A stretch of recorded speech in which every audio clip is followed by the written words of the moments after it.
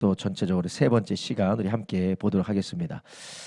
우리 세 번째 우리가 함께 볼 기도학교 세 번째 시간은 기도를 통해 역사하시는 하나님인데요. 첫 번째는 우리가 기도의 자리로 부르신 하나님이세요. 하나님 우리를 계속해서 기도의 자리로 부르시고 그리고 기도를 통하여서 인도해 주시고 또 이제 기도를 통해 하나님께서 역사하시는 거예요.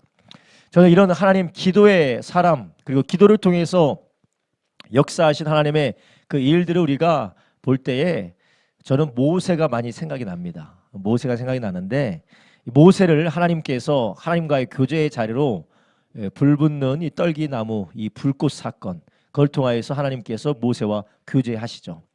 교제하셔서 그가 이제 무엇을 해야 될지 무엇을 감당해야 될지 하나님께서 기도 가운데 그를 또한 인도해 주십니다. 그를 기도 가운데 부르셔서 그가 하나님의 부름을 받고 해야 될 일을 깨닫게 할 뿐만 아니라 어떻게 가야 될지 하나님께서 인도해 주세요. 모세가 하나님이 너는 애굽으로 가서 백성을 구출해내라 라고 할 때 모세가 알겠습니다 아멘 합니까? 그러지 않아요. 아니 하나님 갈 만한 사람을 보내십시오. 제가 이 입도 뻣뻣하고 저 아무것도 못합니다. 저 같은 사람이 가서 뭐 하겠습니까? 라고 하나님 앞에 항거를 하죠. 나는 할 수 없습니다. 이건 도대체 못하겠습니다 라고 하나님 앞에 이야기하고 하나님 앞에 항변하는데 하나님은 모세와의 교제를 통하여 기도를 통하여 어떻게 하십니까? 그가 갈 수 있도록 다 준비시키시고 능력도 주시는 것이에요. 그래서 하나님이 우리를 말씀을 통하여 우리를 불러주셔서 우리 기도의 자리로 계속해서 우리를 부르실 뿐만 아니라 그 기도를 통하여 우리가 어디로 가야 될지 어떻게 해야 될지 하나님이 인도해 주실 뿐만 아니라 또 하나님이 능력도 주시는 것이에요. 모세가 나 못 갑니다. 난 입이 뻣뻣하고 말도 잘 못합니다 하니까 하나님이 누구를 붙여주십니까? 아론을 붙여주세요. 하나님이 아론도 붙여주십니다. 아론을 붙여줘도 나 못 가겠다. 나 같은 사람이 어떻게 하겠느냐라고 하니까 하나님이 하나님의 이름을 어느 하나님이라고 합니까? 스스로 있는 하나님 여호와 하나님이라고 알려주세요. 그리고 내 이것 가지고는 못 갑니다. 지팡이 가지고 어떻게 합니까? 뱀으로 만들었다가 지팡이 가지고 많은 기적을 행하게 하셔서 능력을 주셔서 보내게 하십니다. 손으로도 이렇게 하나님께서 놀라운 기적도 보여주시면서 하나님이 모세를 보내세요. 이 모든 것들이 어느 가운데 어느 상황 가운데서 벌어진 일입니까? 하나님과 교제하면서 하나님과 기도하면서 이런 일이 있었던 것이었어요. 그뿐만이 아닙니다. 모세가 하나님 말씀대로 애굽에 가서 말할 때마다 바로의 마음이 어때요? 강팍해지죠. 바로의 마음이 강팍해져요. 바로의 마음이 강팍해져서 이것들이 지금 노예 생활이 편안하니까 헛소리하고 있네 하고 더 어려운 일을 갖다 주고 그러면 백성들은 원망하고 그러니까 모세가 했던 일은 무엇입니까? 모세는 하나님 앞에 가서 기도한 것밖에 없어요. 하나님께 기도했던 하나님께서 기적을 주시고 하나님께서 살아계심을 보여주셨다는 것입니다.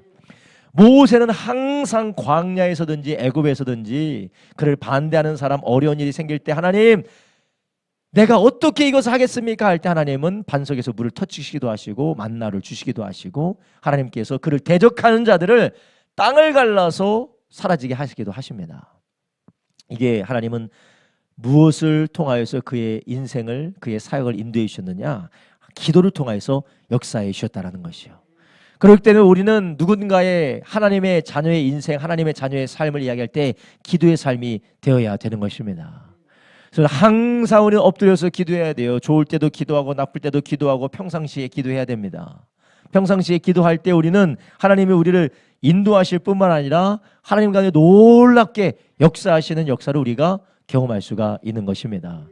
하나님의 모든 사람들이 다 마찬가지로 그들은 기도를 통하여서 하나님의 기적을 경험했습니다. 그런데 우리가 성경에 등장하는 모든 인물들을 볼 때 그들이 기적을 경험하였고 그들이 놀라운 역사를 하나님께서 일으키신 걸 보았는데 그들에게 또한 공통점이 기도했다는 공통점뿐만 아니라 또 하나가 있는데 그것이 무엇이냐?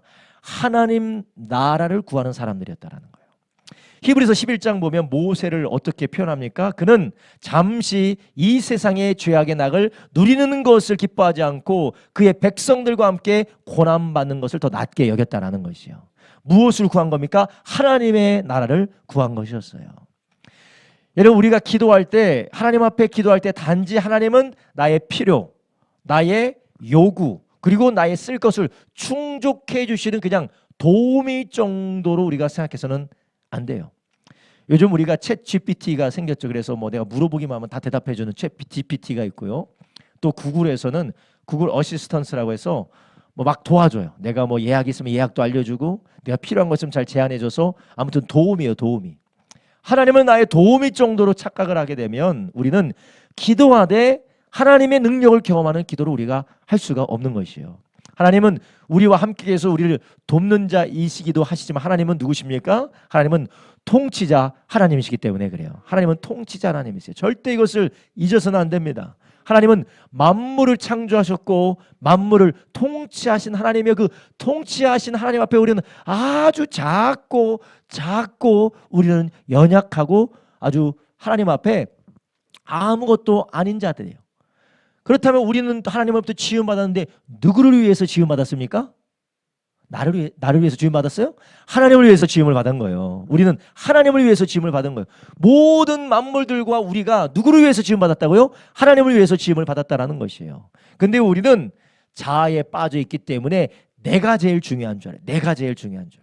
그래서 우리 현대 이 사회에서 너무나도 개인주의가 강하고 자기에 대한 자기애가 강력한 시대에 우리가 살고 있기 때문에 뭐든지 가장 내가 중요하다고 생각해요. 게다가 우리 최근에 현대 시대가 아니라 한 1980년대, 70년대만 해도 이 전 세계 실존주의 사상이 막 유행했기 때문에 나에게 의미 있는 게 중요하고 내가 가치 있게 여기는 게 중요하다라는 생각들이 다들 그렇게 생각해요. 그런데 우리가 그런 생각 가운데 우리가 망각하게 되는 게 무엇이냐? 바로 우리가 아무리 커 보이고 아무리 중요해 보여도 우리는 누구를 위해서 지음받았습니까? 하나님을 위해서 지음받은 것이에요. 우리는 다 하나님을 위해서 지음받은 것입니다. 왜냐? 세상의 주인이 누구십니까? 하나님이시기 때문에 그래요. 그래서 우리는 통치자 하나님을 우리가 망각하게 되면 우리의 기도의 목적도 상실하게 되고 바른 기도를 할 수가 없게 됩니다. 여러분 어떠세요?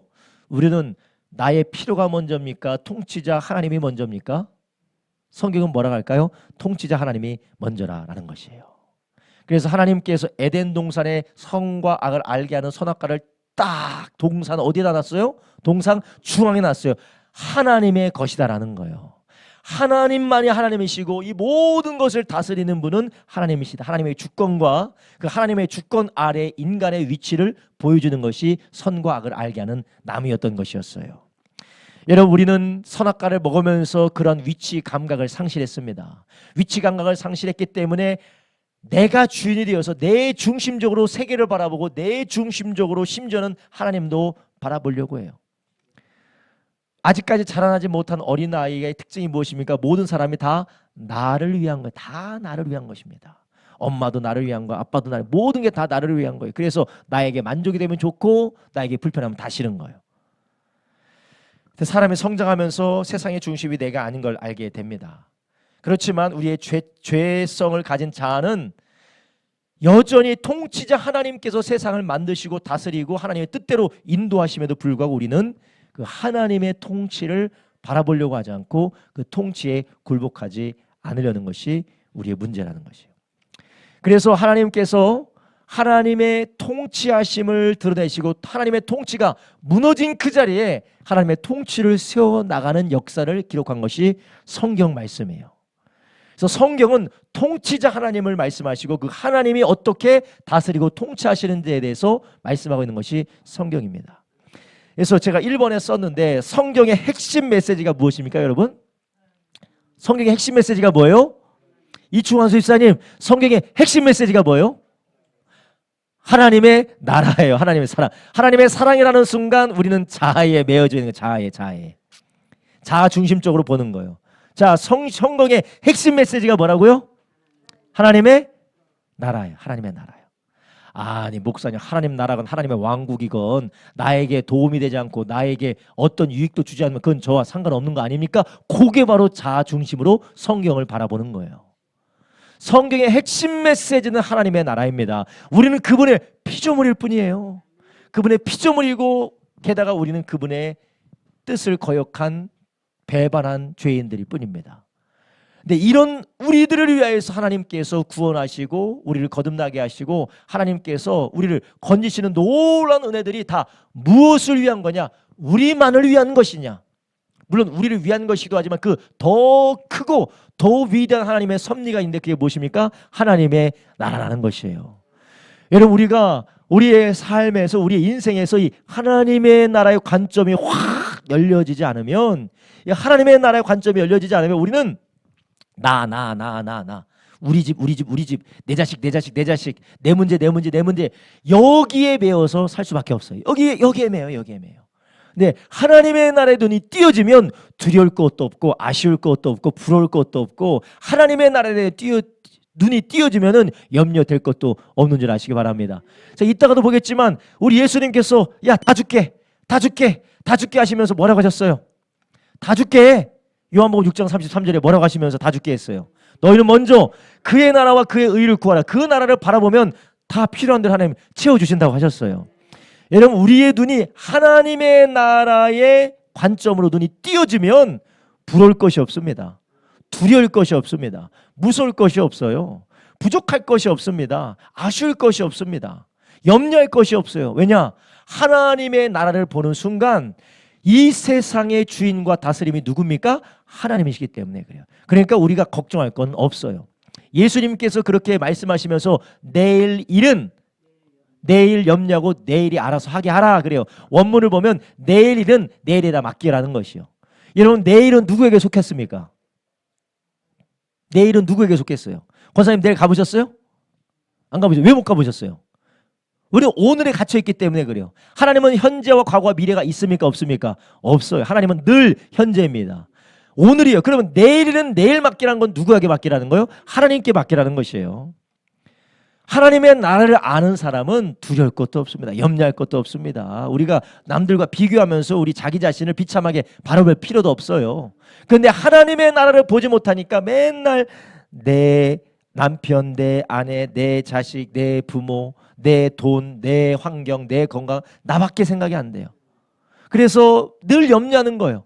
나만 생각하는 사람의 특징이 무엇이냐? 무엇을 먹을까? 무엇을 마실까? 무엇을 입을까? 늘 염려하게 되는 것이. 그런데 이 자기 중심에서 하나님의 나라의 관점으로 벗어나는 순간 염려할 것이 없습니다. 성경의 핵심 메시지가 무엇입니까? 하나님의 나라를 회복하시는 그 하나님의 역사에 우리가 함께 믿음으로 같이 동역하는 것입니다. 그 나라에 우리가 초청받은 것이에요. 우리가 이 하나님의 나라의 관점이 열리고 이 성경에서 말씀하신 그 하나님의 웅장한 물줄기에 우리가 합류가 돼야지, 그 하나님의 나라의 물줄기를 그냥 나에게 끌어올려고 어떻게든 하려고 하면 그게 되는 게 없습니다. 늘 왜 안 되냐, 왜 이게 나는 안 되고 왜 내 마음대로 안 되냐, 늘 불평 원망할 수밖에 없어요. 여러분, 성경은 무엇을 말씀하십니까? 우리가 성경을 볼 때마다 무엇을 봅니까? 이것이 나에게 은혜되는 말씀이고 이것이 나에게 역사에 되는 말씀이고 이것이 나에게 능력이 되는 말씀이야 라고 내중심적으로 바라보면 우리는 성경을 내 자아에 가둬버리는 것이에요. 근데 우리는 성경 어떻게 봐야 되느냐? 성경의 핵심 메시지는 하나님의 사랑, 물론 사랑이 나쁘다는 게 아니에요. 하나님의 사랑은 하나님의 나라 안에 들어있는 것입니다. 하나님은 우리 편입니까? 저 다른 나라 편일까요? 미국 편일까요? 하나님은 한국 편일까요? 하나님은 뉴질랜드 편일까요? 준영재님, 하나님 나라는 어디 편이에요? 하나님은 하나님 편이에요. 그죠? 하나님은 하나님 편이에요. 하나님은 태극기 편일까요? 촛불 편일까요? 하나님은 민주당 편일까요? 하나님은 국민의힘 편일까요? 하나님은 하나님 편이에요. 하나님은 우리 편일까요? 하나님은 저쪽 편일까요? 하나님은 하나님 편입니다. 우리가 자아의 눈으로 보면 아이고, 이번에 대통령이 잘 뽑혀야 된다. 이번에 대통령이 날아가야 되는데. 이 대통령이 돌아와야 되는데. 뭐 계속 근심하고 걱정합니다. 하나님의 나라는 하나님의 것이기 때문에 하나님께서 알아서 통치하는 줄 아시기 바랍니다. 물론 그 안에 인간의 악함과 인간의 잘못된 선택을 따라 하나님께서 보응하시 하나님께서 하시지만, 그러나 그런 모든 부정적인 일들을 통해서도 하나님께서는 하나님의 나라를 반드시 이뤄가세요. 그 가운데 핍박받는 자가 있다면 핍박을 통하여 신앙이 정결해져요. 제가 내일도 예배 시간에 말씀을 드리겠지만 우리가 이 하나님의 나라를 보지 못하면 우리는 지엽적인 게 갇혀서 기도해야 될 거를 못하고, 우리가 하나님 앞에 간구해야 될 거를 못하고, 우리가 하나님의 은혜를 누려야 될 것을 누리지 못하게 돼요. 왜냐? 우리의 눈이 하나님이 하시는 일, 이미 주님께서 하시고 하나님께서 역사하시는 일이 아니라 내일만 바라보고 있기 때문에 그래요. 그래서 우리는 이 예수님께서 기도하실 때, 예수님께서 사역하실 때 항상 무엇을 바라보셨습니까? 하나님의 나라예요. 그럼 목사님, 도대체 그럼 하나님의 나라가 무엇입니까? 하나님의 나라가 무엇이에요? 하나님의 통치와 하나님의 다스림을 하나님의 나라라고 하는 것이요. 그럼 목사님, 하나님의 통치와 하나님의 다스림이 무엇입니까? 우리는 이것을 예수님의 기도를 통해서 알 수 있는데요. 두 번째, 이번에 예수님의 간절한 기도, 모범의 기도에 보면 예수님께서 이름이 거룩히 여김을 받으시오며 뭐가 임하옵소서라고 기도합니까? 나라 임하옵소서. 이름이 거룩히 여김을 받으면 나라 임하옵소서. 그러니까 예수님의 기도 제목은 무엇이었습니까? 하나님의 나라예요.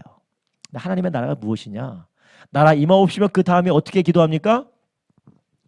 뜻이 하늘에서 이룬 것 같이 땅에서도 이루어지리다. 하나님의 나라는 하나님의 뜻이라는 것입니다. 그 하나님의 통치와 하나님의 다스림이 무엇이냐? 내 뜻이 아니라 하나님의 뜻.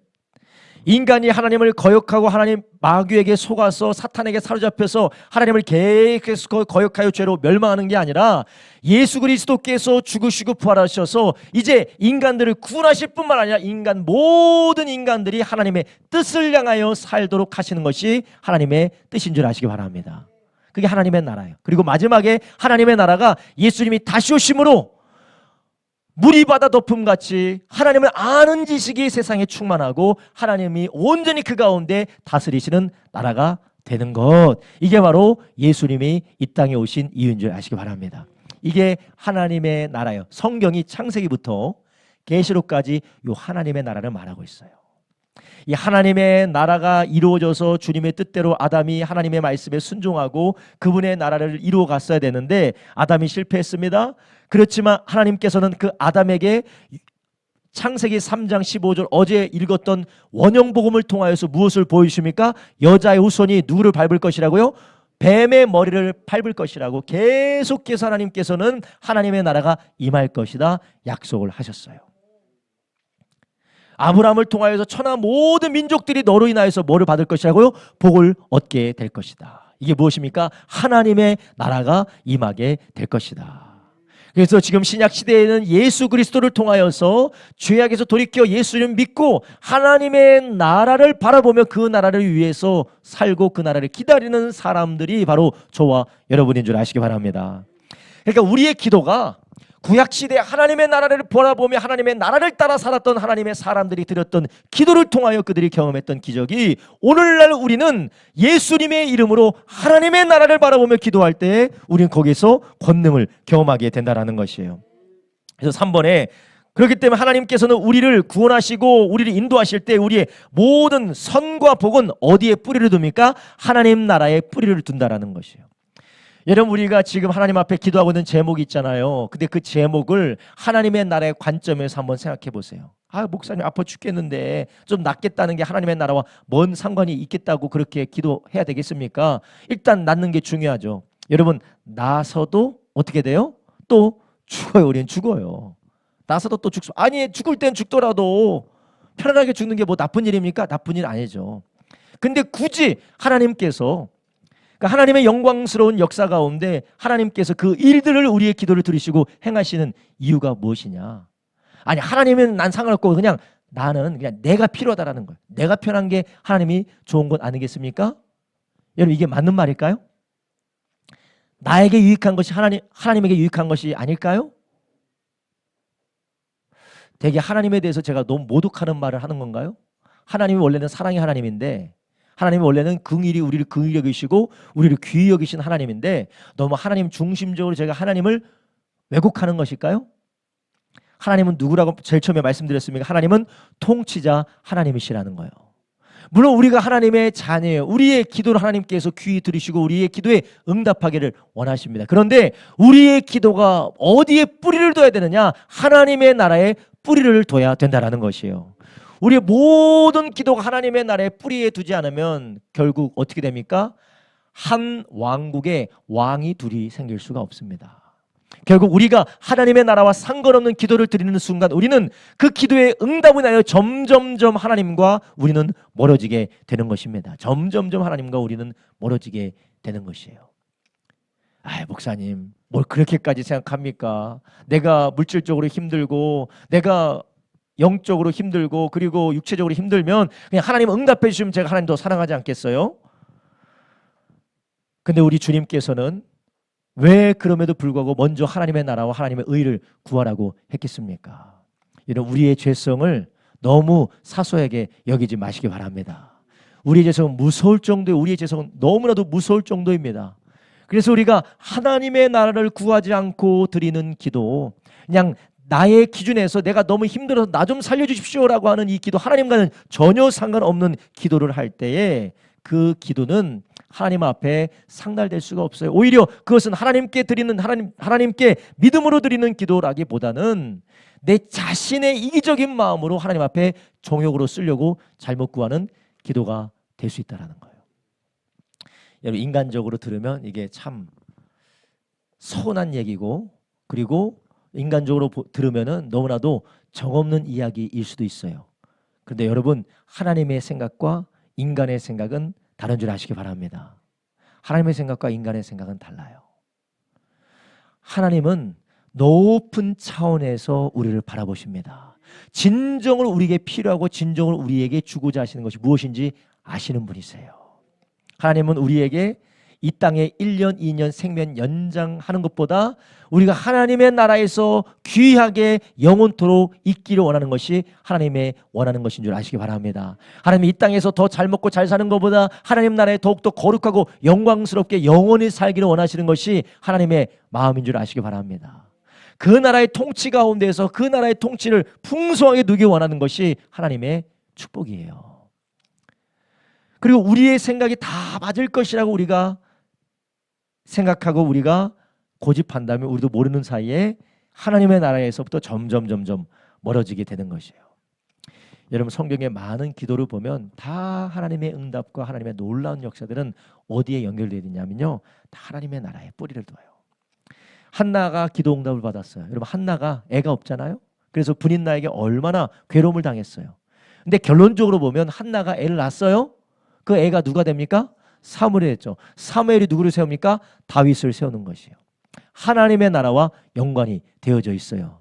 그냥 자기의 그 억울하고 자기의 이 괴로운 삶의 문제가 아니었어요. 그렇기 때문에 한나가 사무엘상 2장에 기도한 그 기도는 그의 간구와 그의 하나님을 향한 찬양은 단지 자기의 괴로움에 대한 찬양이 아니라 하나님의 나라에 대한 찬양으로 사무엘상 2장의 찬양이 나오는 것입니다. 그 사무엘상 2장의 찬양, 이 한나의 찬양이 신약 시대의 마리아의 찬양이 되는 것이에요.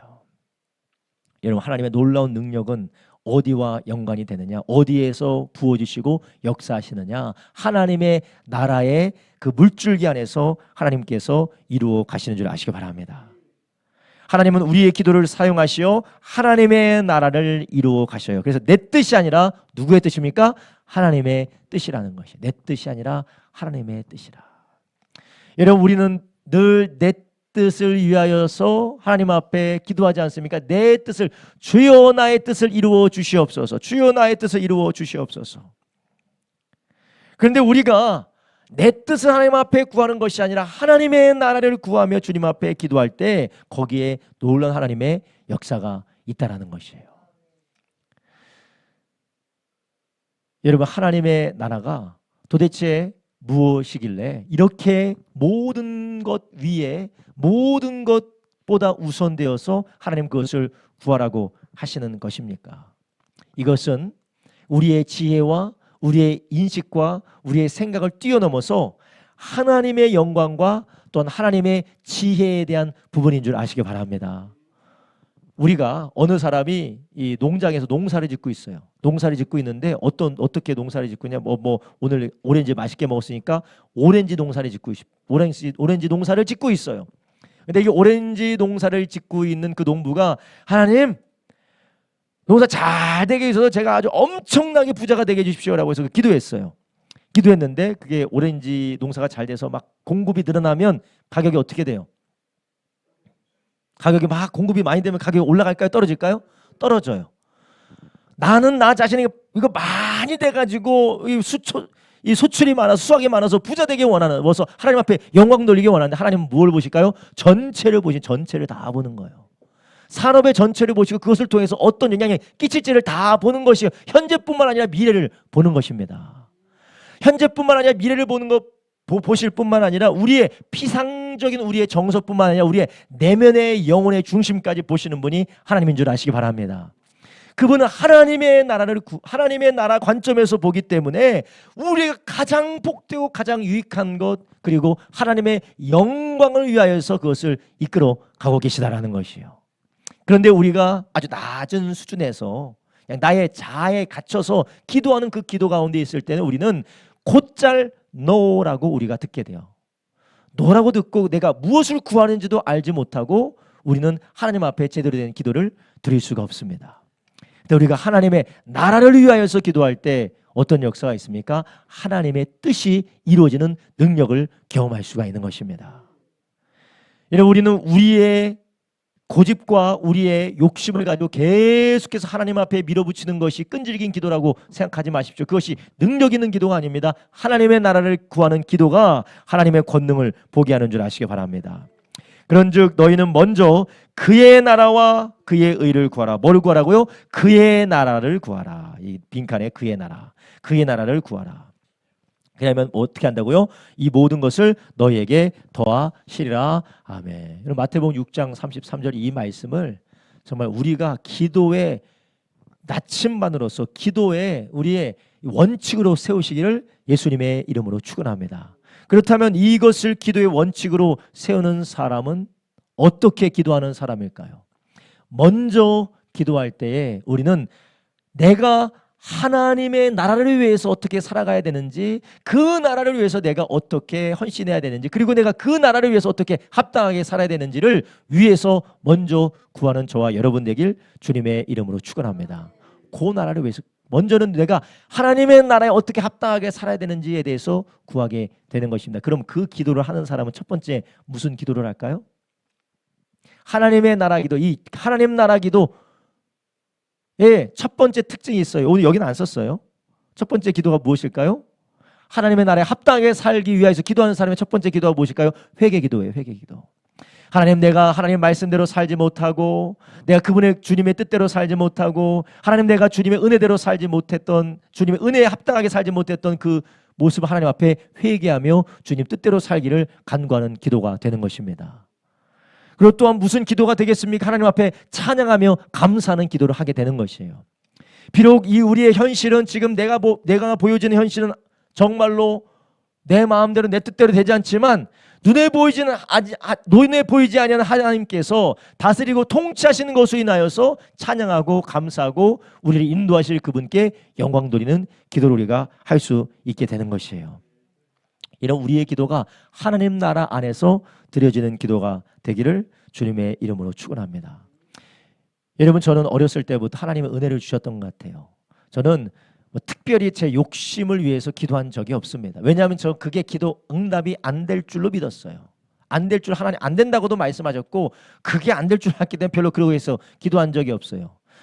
저하고 우리 가족들이 저희 아버지 눈이 보여지길 기도하지 않았겠어요? 우리 아버지 눈이 보여지게 해주세요. 그래야 아버지 빨리 눈이 고쳐져야 뭐 사업을 하든 직장 생활에서 돈을 벌지 않겠습니까? 지금 이 집이 가난해서 너무 힘들어 죽겠는데 빨리 아빠 눈이 보여져서 내가 좀 힘들지 않고 좀 편안하게 살기를 원합니다. 뭐 그런 마음으로 기도했겠죠. 하나님 응답을 안 해주세요. 왜 응답 안 해주세요? 하나님의 능력이 없기 때문에 응답을 안 해주시는 걸까요? 하나님의 나라는 다른 뜻이 있다라는 것이에요. 여러분, 만약 그것만을 위해서 기도했다면 기도 실망해서 할 수 있겠어요? 여러분, 우리가 왜 맨날 불안해하고 기도하다가 실망하고 기도하다 낙심한 이유가 무엇이냐? 하나님의 뜻을 구하지 않기 때문에 그래요. 하나님의 나라의 뜻은 달라요. 하나님 나라의 뜻은 달라요. 여러분이 원하는 대로 구하는 것은 하나님 나라 기도가 아닙니다. 하나님의 뜻을 구하는 기도하기를 예수님의 이름으로 축원합니다. 그렇다면 하나님의 뜻이 무엇이냐? 이따가도 말씀드리겠지만 주님께서 이 땅 가운데 하나님이 행하고자 하시는 일들 가운데 우리가 거기에 쓰임받는 것이 하나님이 원하시는 기도인 줄 아시기 바랍니다. 두 번째, 하나님의 나라를 구하는 기도. 하나님의 나라를 구할 때 역사가 일어나요.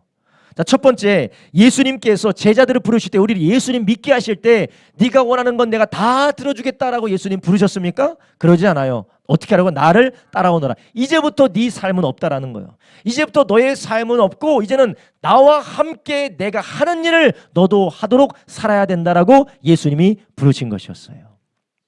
그래서 모든 예수 믿는 사람들은 예수님을 따라가는 사람인 줄 아시기 바랍니다. 요즘 시대에는 사람들이 신앙생활을 할 때 예수님을 따라가는 것이 아니라 그냥 내 마음대로 살다가 그냥 주일날만 교회 잠깐 왔다가 그냥 교회에서 예배 드리고 그냥 주님 말씀 듣고 뭐 마음에 좋은 감동 얻고 좋은 위로 받으면서 가면 그게 신앙생활인 줄 알아요. 여러분, 그거 신앙생활 아니에요. 예수님 따르는 거 아닙니다. 예수님을 따르는 것은 지금까지 내가 살아왔던 삶의 방식을 내려놓고 주님을 따라가는 것인 줄 아시기 바랍니다. 주님을 따라가는 거예요. 제자들은 예수님을 따르기 위해서 어떻게 했습니까? 배와 부친을 버리고 예수님을 따랐어요. 배와 금을 버리고 예수님을 따랐습니다. 이것은 무엇입니까? 지금까지 내가 살던 방식, 자기 중심적이고 세상적인 방향에서 하나님 나라를 위해서 살아가는, 하나님 나라를 위해서. 마태복음 4장 19절에 예수님이 제자들에게 뭐라고 하십니까? 나를 따라오너라. 이제 내가 너희를 누가 되게 하리라고 했습니까? 사람을 낚는 어부가 되게 하리라 라고 예수님께서 말씀하셨어요. 이제는 내가 너희를 사람을 낚는 어부가 되게 하리라. 여러분, 우리가 하나님 앞에 기도할 때에 그 기도의 능력이 나타나지 않냐고, 기도의 역사 가운데 우리가 충만하게 그 기도의 맛을 보지 못하는 이유가 무엇이냐? 여전히 우리가 하나님의 나라를 위해서 살지 않고 있기 때문에 그래요. 여러분, 우리는 하나님의 나라에 초청을 받고 그 나라의 일꾼으로 우리가 부름받은 줄 아시기 바랍니다. 하나님께서 우리에게 기도하기 원하시는 것, 그리고 우리에게 구하기 원하시는 것이 무엇이냐? 하나님의 나라라는 것이에요. 그렇다면 이 하나님의 나라를 위해서 기도하는 사람은 무엇을 구하고 무엇을 위해서 살아가는 사람입니까?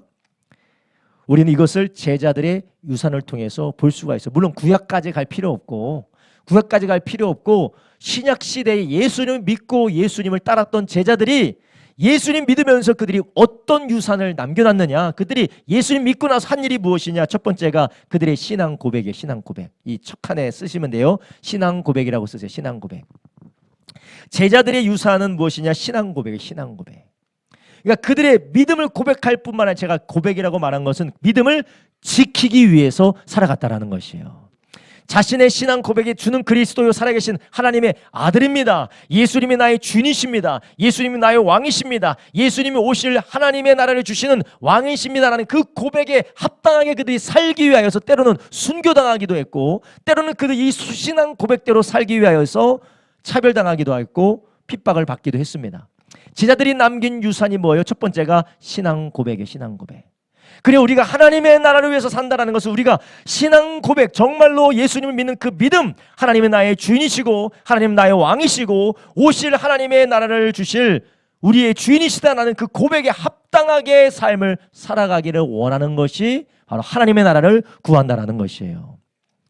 그럼 우리가 하나님의 나라를 위해서 기도한다는 게 무엇이면, 하나님, 내가 정말 예수 믿는 사람처럼 살게 해 주십시오. 하나님, 내가 말로는 입술로는 믿는다고 하는데, 입술로는 예수님 나의 주인이라고 하는데 내 주인은 사람이고 돈이고 내 주인은 다른 것들이고 정말로 내 주인은 납니다. 하나님, 내가 진정으로 하나님을 주인 삼고 이 말 하나님의 나라를 바라보며 살게 해 주십시오. 이게 하나님의 나라를 구하는 기도예요. 직장을 위해서 기도할 때, 물질을 위해서 기도할 때, 자녀를 위하여서 기도할 때, 우리의 환경을 위해서 기도할 때, 아니 나의 건강을 위해서 기도할 때 우리는 이 신앙 고백 안에서 기도하시기를 주님의 이름으로 축원합니다. 하나님, 내가 정말 주님 이 물질적인 어려움 안에서, 하나님 내가 이 질병의 어려움 안에서, 하나님 내가 관계의 어려움 안에서 내가 두려워하고 염려하지 않고 치우치지 않고 하나님만 바라보며 살기 원합니다. 주님, 나에게 능력을 주시고 살 길 열어주시고 치유해 주셔서 내가 주님을 증거하며 살 수 있도록 해주십시오. 이런 기도가 돼야지 않습니까? 근데 그 문제밖에 없어요. 우리가 기도할 때 뭐 문제밖에 없어요. 하나님의 나라는 아무것도 없어요. 두 번째로 제자들이 첫 번째 남긴 것이 신앙 고백이었고, 두 번째로 무엇입니까? 제자들은 뭘 남겼어요? 교회를 남겼어요. 제자들은 죽으면서까지 이 땅에서 순교당하면서까지 그들이 끝까지 세웠던 것이, 평생 동안 세웠던 것이 무엇이냐? 신앙의 고백을 세웠을 뿐만 아니라 교회를 세웠어요. 교회를 세웠어요. 성경에서 교회를 무엇이라는가? 주님의 몸이라고 이야기합니다.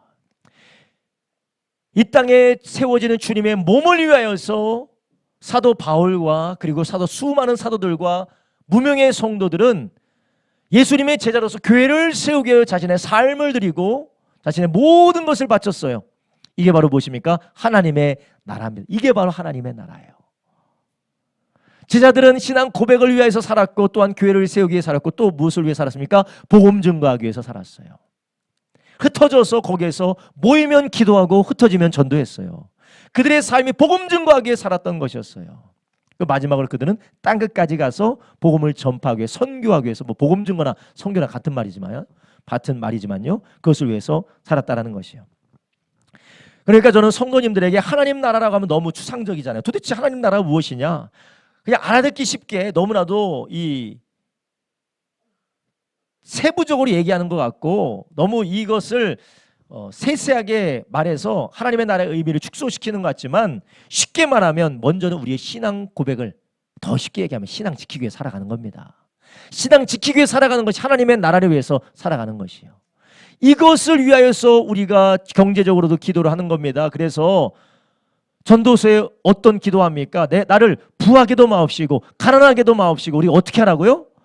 부하면 어떻게 하나님이 없다 하고, 가난하면 도적질에서 하나님의 이름을 누를 끼칠까 봐 그러지 않게 내가 하나님 부하게도 마옵시고 가난하게도 마옵시고 적당하게 하시옵소서. 반드시 응답될 줄로 믿습니다. 무엇을 위한 기도요? 하나님의 나라를 위한 기도인 것입니다. 하나님의 나라를 위한 기도인 거예요. 네, 기도 제목이 들어오셨네요. 네, 기도의 제목이 들어오셨어. 네. 하나님, 우리 기도 제목 이렇게 되게 해주십시오, 저렇게 해주십시오. 왜? 내가 괴로우니까 못 살겠어요. 나 괴로워서 못 살겠어요. 이게 무슨 기도입니까? 하나님 나라는 전혀 상관없는 기도예요. 이 아이가 예수님을 닮아가고 만나는 사람마다 주님을 증거할 수 있도록 해주십시오. 그렇게 할 때 하나님께서 역사하실 줄로 믿습니다. 하나님의 나라의 기도예요. 너는 먼저 뭐를 구하라고요? 그의 나라와 그의 의를 구하라. 우리가 이런 기도를 통해서 무엇을 경험하게 됩니까? 우리 손에 붙들려 있는 것들, 내가 움켜쥐고 있는 것들, 내가 내 것이라고 하는 것들 다 하나님께 놓아드리게 되는 것이에요.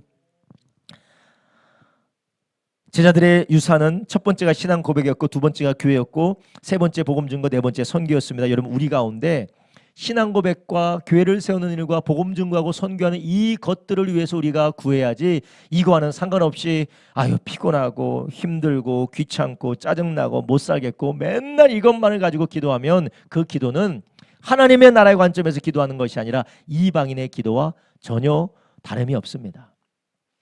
여러분, 제가 밑에다 썼죠. 삶의 중심축을 옮기는 변화가 있을 때 기도의 능력을 경험하는 시작인 줄 아시기 바랍니다. 우리의 삶의 중심을 나의 나라, 나의 뜻, 나의 복지, 나의 편안함, 나의 행복함에서부터 하나님의 나라로 옮길 때, 예수님의 참된 제자로 옮겨날 때, 내가 복음을 위해서 살고 복음을 위해서 죽고, 내가 산이든 바다든 골짜기든 내가 어디든 땅까지 주님만 따라가겠다. 할렐루야. 이경자 원사님 오늘 사업장에 가셔야 되는데 주님 따라오기 위하여서 여기까지 오셨어요. 대단한 결단이에요. 제가 이경자 원사님 잘 알기 때문에, 눈이 와도 비가 와도 번개가 내리쳐도 절대 사업장을 지키시는 분이신데, 이런 분이 주님께서 기도 학교 하자니까 따라오지 않습니까? 할렐루야. 여러분, 이렇게 삶의 중심축이 하나님께로 옮겨질 때에, 하나님 나라로 옮겨질 때 기도의 능력을 경험하게 되는 줄 아시기 바랍니다. 여전히 우리의 삶의 축이 내가 무엇을 먹을까, 내가 무엇을 마실까, 그냥 나의 편안함과 나의 즐거움과 나의 자아와 나의 편안함과 행복에 있다면 기도의 능력 경험할 수가 없어요. 그럼 누가 이렇게 삶의 중심축을 변화시키는 사람입니까? 첫 번째 말했어요. 누구를 따라가는 사람? 예수님을 따라가는 사람이에요. 예수님 따라가는 사람이에요. 성경에는 예수님을 따르는 군중들이 있었고 예수님을 따르는 제자들이 있었습니다. 물론 예수님을 따르는 제자가 어느 순간에 다 뿔뿔이 흩어졌지만, 결론적으로 군중 가운데 자기가 불리해지고 자기가 어려워지고 자기가 포기해야 되는 것이 있을 때 다 어떻게 했어요? 뿔뿔이 다 터졌어요. 전혀 상관없고 심지어 예수님을 십자가에 못 박으라고 했습니다. 그런데 진정한 주님의 제자는 성령 안에서 자기 목숨을 바치기까지 주님을 따라간 줄 아시기 바랍니다. 그렇다면 신앙 고백하는 일을 위하여서, 교회를 위하여서, 복음 증거하는 것을 위하여서 우리의 삶의 중심축이 거기에 놓여져야 된다는 것이에요. 이 중심축 안에서 아내도 있고 남편도 있고 가정도 있고 자녀도 있고 우리의 직장도 있고 사업장도 있기를 주님의 이름으로 축원합니다. 그런 사람의 기도가 강력하게 역사한다는 것이에요. 선지자 요나 보세요. 선지자 요나가 하나님의 나라의 명령, 어디에 가서 복음 전하라고 했어요? 니느웨에 가서 복음 전하라고 했어요. 근데 자기 뜻과 맞아 안 맞아요? 안 맞아요. 그래서 배 타고 어디 갑니까? 다시스로 가다가 물고기 뱃속으로 들어가요. 근데 그가 하나님 앞에 회개하니까 니느웨가 회개한 역사가 있는 줄 아시기 바랍니다. 그 전까지는 자기 마음대로 하나님의 나라와 상관없이 살아갈 때 돼도 그렇게 안 될 수가 있을까? 가자마자 배를 만나는 그 배가 폭풍을 만나서 제 배를 뽑았더니 누가 나와요? 요나가 나오는 거예요. 돼도 이렇게 안 될 수가 있을까? 그러나 그가 회개하여 하나님 앞에 돌이켰을 때 하나님께서 안 되는 가운데서라도 물고기 뱃속에서 살아나게 하시고, 그가 니느웨성에서 변방의 사람이 외치는 그 소리 듣고 왕으로부터 가축에 이르기까지 죄를 뒤집어 쓰고 회개를 했다라는 것이에요. 이게 무엇입니까? 자신의 삶의 중심축이 옮겨지게 되는 것이에요. 누가복음 15장에 탕자가 나와요. 15장에 나오는 그 탕자가 아버지의 뜻, 아버지의 가정 안에서 떠났을 때는 어떤 일이 벌어집니까? 허랑방탕하고 모든 것을 다 빼앗기고 뭐가 됩니까? 돼지 쥐엄 열매를 먹고자 하지만 먹고자 하도 주는 사람이 없어요. 거지와 같이 똑같이 살아갑니다. 그런데 아버지 품에 들어가니까 어떻게 돼요? 좋은 신을 신겨줍니다. 가장 좋은 옷을 입혀줍니다. 손에 가락지도 끼워줍니다. 뭘 잡아서 먹여요? 살진 소고기까지, 살찐 소고기까지 잡아서 먹여주잖아요. 삶의 중심축이 어디로 바뀌는 것이요? 자기에서 아버지께로 돌아갔을 때, 아버지께로 바뀌었을 때, 여러분 우리가 하나님의 나라의 관점으로 제자의 삶을 돌이키면, 제자의 삶을 걸어가게 되면 기도하는 모든 것마다 주님께서 능력 가운데 경험하게 하는 역사를 우리가 보게 될 줄로 믿습니다. 할렐루야. 여러분 우리가 늘 주님을 따르는 기도, 인도를 받는 기도, 그리고 기도의 삶을 살아가고 주님의 공급을 받는 그 기도가 능력 있게 되기 위해서는 우리가 어떻게 되느냐? 제자의 삶으로 우리가 돌이켜야 되는 것이에요. 내 생각, 내 마음, 내 뜻이 아니라 예수님이 무엇을 원하시느냐, 예수님이 무엇을 원하시느냐라는 것이 너무나도 추상적이면 신앙을 지키는 것, 예수님과의 나와의 관계에서 주님이 나의 그리스도시고 나의 주님이시고 주님이 나를 위해서 죽으시고 부활하신 진정한 나의 영원한 신랑이시라는 이 믿음을 지키는 것, 주님의 몸된 교회를 사랑하는 것, 몸된 교회와 함께 복음을 끝까지 증거하는 것, 이것을 위해서 내가 살아가는 것이 주님을 따르는 것인 줄 아시기 바랍니다. 이것에 방해되는 모든 것이 있다면 다 버리는 것이에요. 목사님 이거 너무 급진적이고 이건 너무나도 극단적인 삶 같습니다. 아니에요. 성경은 이거를 말씀하고 있습니다. 성경을 읽으면 읽을수록 성경은 주님을 따르는 제자의 삶을 말씀하시지, 더운 것도 아니고 찬 것도 아니고 이것도 아니고 저것도 아니고 애매모호한 모습을 말씀하고 있잖아요. 애매모호한 삶은 주님의 기도의 능력을 경험할 수가 없습니다. 너희는 먼저 그의 나라를 구하라라고 예수님 말씀하세요. 그리고 이렇게 삶의 축이 제자의 삶으로 주님이 인도하시는 그런 삶으로 우리가 따르기로 결단했을 때 또한 하나님께서는 우리에게 무엇을 약속해 주셨습니까? 성령의 권능을 주신다고 하셨어요. 성령이 너에게 임하시면 너희가 권능을 받게 될 것이다. 이제 예수님을 따르고 이제 예수님 말씀대로 살기로 결단한 그 제자들을 향하여서 예수님께서는 너희들을 내가 고와 같이 버려두지 않고 너희들에게 권능을 주겠다. 이 하나님 나라의 일은 성령의 능력으로 받을 때만 가능하다라는 것이에요. 여러분 우리의 기도가 하늘로부터 부어주는 능력을 경험하고, 이것은 사람이 할 수 없는 일들이 하나님의 능력으로 열려지는 것들 우리가 만나게 되는 자리가 어느 자리냐? 하나님의 나라 안에서 구하는 것일 뿐만 아니라 성령의 권능으로 구하기를 주님의 이름으로 축원합니다. 그러니까 성령으로 기도해야 돼요. 왜냐? 하나님의 나라의 일은 성령의 능력으로밖에 가능하지 않기 때문에 그래요. 성령의 능력으로만 가능해요. 그래서 주님께서 성령이 아니면은 안 된다라고 말씀하셨어요. 그렇기 때문에 너희가 이 능력이 임하기 전에는 이 성을 나가서는 안 된다. 이 성에 머물러 있어라라고 했어요. 나가면 안 된다. 성령의 능력이 있을 때 너희는 내 증인이 될 수 있다라고 말씀하셨어요. 사도 바울도 고린도전서에 뭐라고 합니까? 성령이 아니면 예수를 주시라 할 수 있는 사람이 없다라는 것이에요. 예수를 믿는다라는 것은 영혼이 거듭난다라는 것인데, 이 영혼이 거듭나는 거가 누구의 일입니까? 성령님의 일이에요. 성령의 권능의 역사입니다. 믿음으로 나갈 수 있는 것, 우리가 분별하며 나갈 수 있는 것, 우리가 하나님의 뜻대로 우리가 분별하며 순종할 수 있는 것, 이 모든 것들이 어떻게 되느냐? 성령으로 되어지는 겁니다. 여러분, 자녀 양육도 성령으로 하시기를 예수님의 이름으로 축원합니다. 계속 육으로 하려고 하지 마세요. 성령, 하나님의 나라 안에서 성령으로 하세요. 그러면 하나님께서 성령의 능력으로 자녀 가운데 듣게 하시고 새롭게 하실 줄로 믿습니다. 자녀 양육도 성령으로 하시고 사업과 직장 생활도 성령으로 하시기를 바랍니다. 그런데 그 성령이 나의 뜻과 나의 성공을 위해서 성령으로 하는 것이 아니라 무엇을 위해서요? 하나님의 나라를 위해서. 그리고 그렇다면 우리가 이 성령을 하기 위하여서 우리는 성령을 구해야 돼요. 그래서 예수님께서 그가 오실 때까지 너희는 기다리라 하였고, 제자들은 예루살렘에서 성령이 충만받을 때까지 무엇했습니까? 기도했어요. 계속해서. 자, 우리가 이제 하나님의 나라를 안에서 구하고 하나님의 나라 안에서 성령의 권능을 구할 때 우리는 어떻게 구해야 되나요? 두 번째, 어떻게 구하라고요? 계속해서 구해야 돼요. 받을 때까지. 여러분, 언제까지 구해야 돼요? 받을 때까지 구해요. 받을 때까지. 제자들은 며칠 기다렸다가 성령 충만을 받았습니까? 열흘 기다렸다가 성령 충만을 받았어요. 그럼 우리는 얼마나 기다려야 될까요? 주정제님 얼마나 기다려야 돼요? 얼마나? 한 달? 1년? 그죠? 받을 때까지 될 때까지 하나님이 주실 때까지. 왜냐? 주는 것은 우리의 의지에 달렸으면 하나님의 결정에 달렸어요. 하나님의 결정에 달린 거예요. 우리가 할 수 있는 것이 하나님 주시는 거예요. 그래, 우리는 겸손해서 언제까지 합니까? 이 중환수 입사님 언제까지 한다고요? 받을 때까지. 할렐루야. 야, 신령하세요. 어떻게 조시는데 다 듣고 계세요. 예. 조시 같은데 다 듣고 계세요. 엄청 신령하세요. 예. 받을 때까지. 그러니까 한 달 기도했는데 이 성령으로 자녀 양육이 안 되는 것 같아. 여러분, 포기하셔야 되겠죠? 나는 글렀네. 이거 안 되겠다.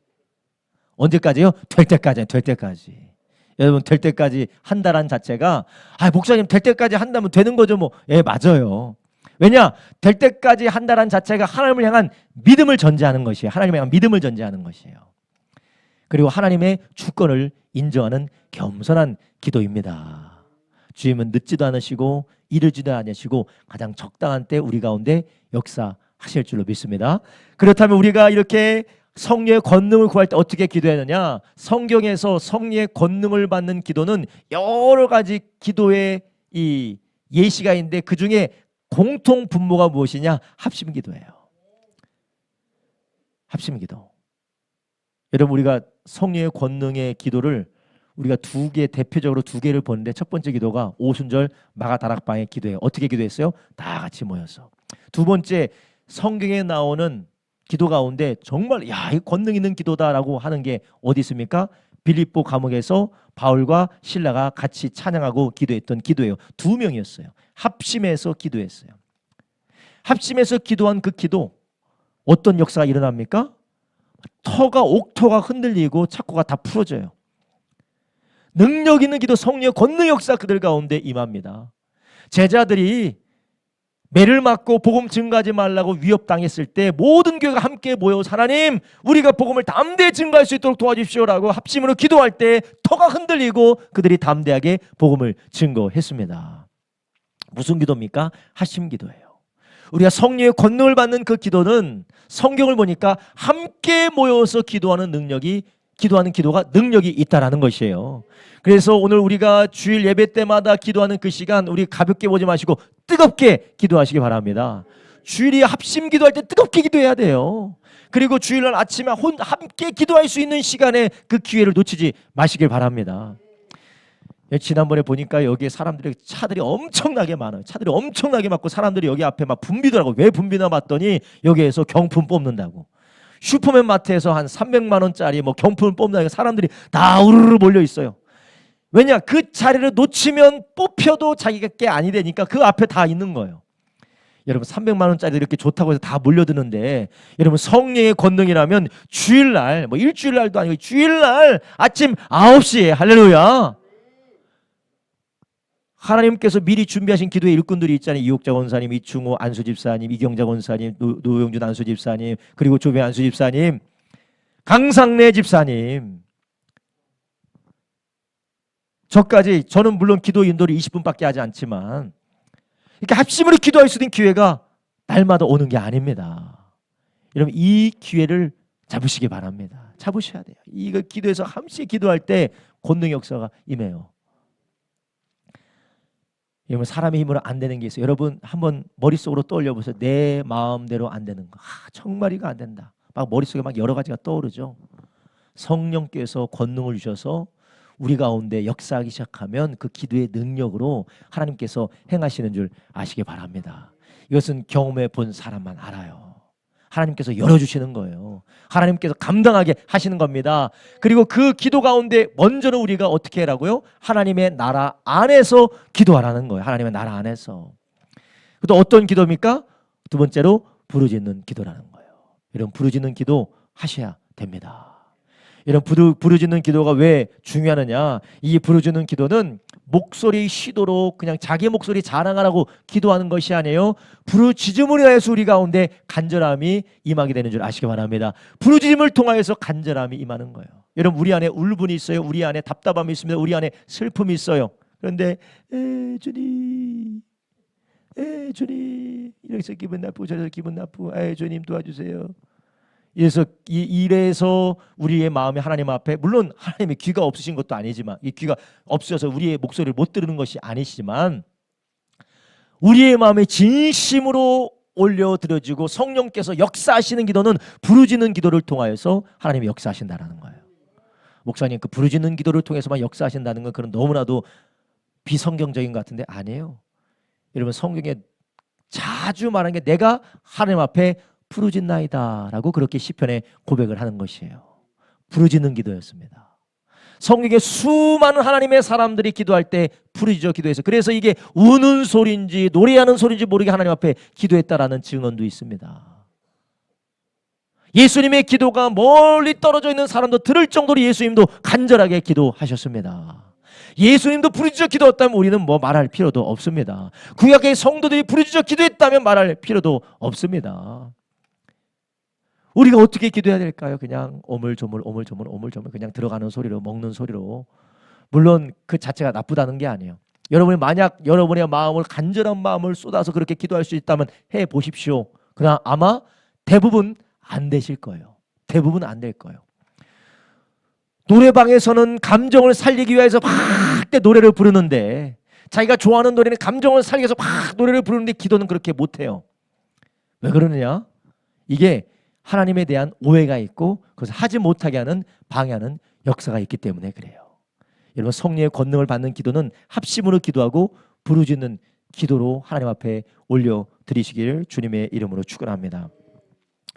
마지막으로 주님께서 하나님 나라를 위한 기도를 할 때 역사가 일어나는 기도는 하나님께서는 인생의 전성기 때만 하나님께서 그러한 기도를 들으시게 하시고 인생의 그 시대 때만 기도하게 하시는 것이 아니라 우리 주님께서 제자들에게 뭐라고 말씀하셨습니까? 세상 끝날까지 너희와 항상 함께 있으리라. 우리는 중단 없는 전생에 하나님 나라를 헌신하시기를 주님의 이름으로 축원합니다. 70대, 80대, 90대, 100세 그 시대에 그때에 맞는 하나님의 나라를 위한 헌신을 약속하고 나가기를 주님의 이름으로 축원합니다. 모든 사람들이 다 똑같은 일을 할 수는 없어요. 그렇지만 시대에 따라서 세대에 따라서 연령대에 따라서 하나님의 나라를 위해서 할 일을 찾고 그 일을 위해서 감당하려고 할 때 기도가 능력 있게 될 줄로 믿습니다. 그래서 우리는 계속해서 쉬지 않고 내가 할 일을 감당할 수 있도록 주님이 은혜를 주실 때 건강도 주실 것이고 지혜와 총명도 주실 것이고 하나님께서 능력도 부어 주실 줄로 믿습니다. 할렐루야. 여러분, 하나님의 나라의 일을 구하십시오. 내가 이제 은퇴하고 나서 내가 이제는 노년이 돼서 어떻게 살아야 할지 막막하십니까? 우리 주님께서 염려하지 말라고 해서 무엇을 위해 살라고 했어요? 하나님의 나라를 위해서 살아가라는 것이에요. 신앙을 위하여서, 교회를 위하여서, 복음 증가하는 걸 위하여, 선교를 위하여서 여러분의 삶의 모든 포커싱을 마치고 중심축으로 삶아 헌신하며 살아갈 때 하나님 다 더해 주십니다. 물질 더해 주세요. 사람 더해 주십니다. 하나님께서 필요한 정서적이고 영적인 모든 필요 하나님께서 책임져 주십니다. 제 말이 아니에요. 예수님의 약속입니다. 예수님의 약속이에요. 이런 우리의 기도는 하나님의 나라 안에서 성령 안에서 계속해서 기도할 때에 우리 주님께서 우리를 향한 뜻을 이루게 되실 줄로 믿습니다. 하나님은 우리를 향하여서 선하신 뜻이 있어요. 저희 집에 첫째 아이가 있어요. 첫째 아이가 이제 6학년인데요.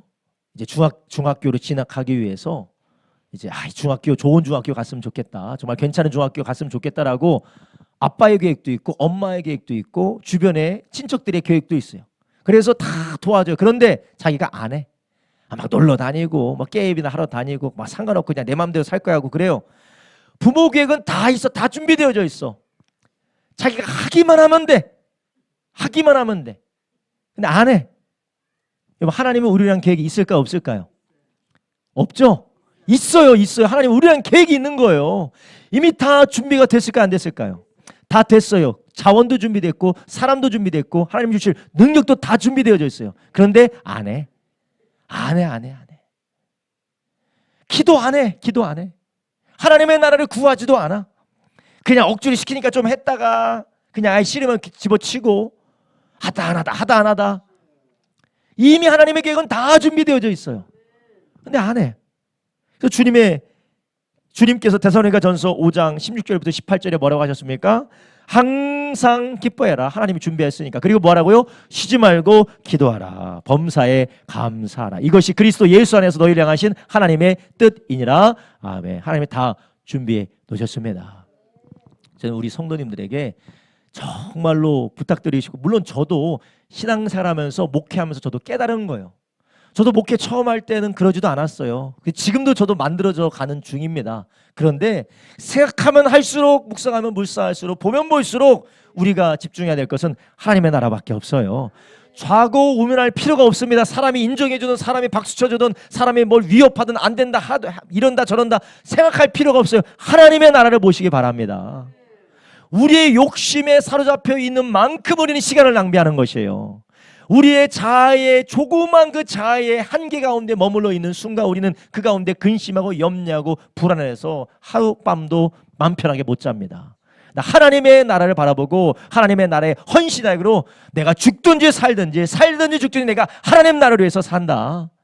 난 뒤돌아서지 않고 내가 하나님 나라를 위해서 살겠다. 그러면은 근심 걱정이 없습니다. 하나님께서 책임지실 것인데 뭐 내가 걱정해서 뭐해요. 근데 이 하나부터 열까지 내가 나만을 위해서 살려다 보니까 하나님의 나라를 바라보지 못하니까 근심하고 걱정하고 염려하게 되는 것입니다. 먼저는 하나님의 나라를 구하시기를 바랍니다. 두 번째로는 하나님의 나라를 위해서 살기를 우리가 결단했다면 성령님이 역사하셔야 돼요.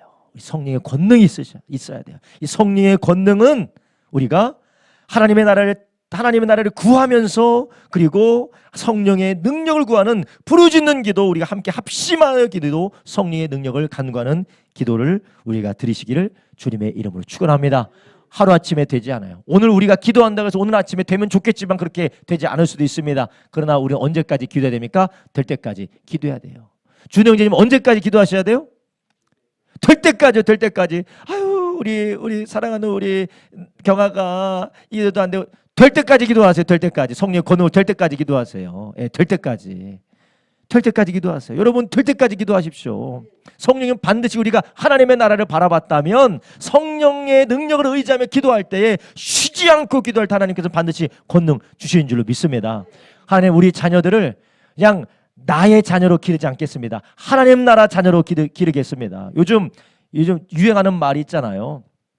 뭐 무슨 뭐 반포 퀴즈라든지 대치 퀴즈라든지 마포 퀴즈라든지 목동 퀴즈, 뭔 퀴즈 뭔 퀴즈도 있잖아요. 하나님 내 자녀는 킹덤 퀴즈로 키우겠습니다. 하나님 나라 자녀로 키우겠습니다. 그걸 위해서 헌신하고 자녀를 하나님 나라 자녀로 키우기 위하여서 하나님 나라 용사로 키우기 위하여서 기도할 때 성령의 권능이 임하면 못할 게 없을 줄로 믿습니다.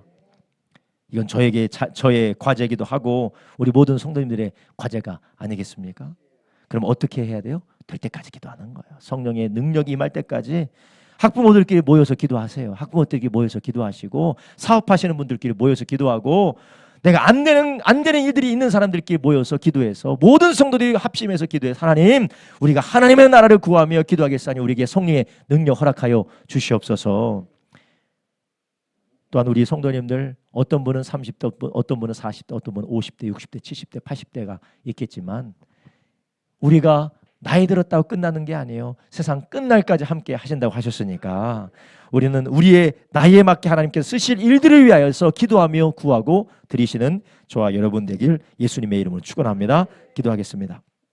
시간 오늘 우리가 함께 나눈 말씀 붙들고 기도할 때 주님 내가 하나님의 나라를 붙들지 않고 하나님 내 욕심과 하나님 내 생각과 하나님 나의 하나님 작은 아버지의 소견으로 하나님 내 일만 생각하며 살았던 것을 주님 용서하여 주시옵소서. 이제는 하나님의 나라를 바라보게 하여 주시옵소서. 내일 일은 내일 염려하러 가신 주님, 내일 일은 내일에게 맡기라고 하신 주님, 주여 우리의 인생이 우리의 것이 아니라 하나님의 나라를 위한 것임을 우리가 인정하고 주여 이제는 우리가 제자들 진정한 주님의 제자로서 제자들이 앞서갔던 주 그 길로 우리가 나가게 하여 주시옵소서. 더 이상 아버지 하나님 나의 안위와 주여 나의 안정과 주여 나의 가정의 행복과 아버지 하나님이여 주여 내 아버지 하나님이여 주여 개인적인 아버지 즐거움과 만족을 위해서만이 아니라 하나님의 나라를 바라보며 그 나라의 물줄기에 우리가 같이 함께 동역하게 하여 주시옵소서. 주여 우리 주님께서 목숨을 버리면서까지 주님께서 이루기 원하셨던 그 하나님의 나라 주여 우리도 그 주님 가신 그 길을 우리도 함께 따라갈 수 있도록 은혜 부어 주시옵소서. 그 나라의 안에서 그 나라를 바라보며 기도할 때 성령의 권능으로 따르게 하여 주시옵소서. 성령으로 증인되게 하여 주시옵시고 성령의 권능으로 이 일을 우리가 이뤄가게 하여 주시옵소서. 내가 주여 세 번을 합심하여 기도합니다. 주여 주여 주여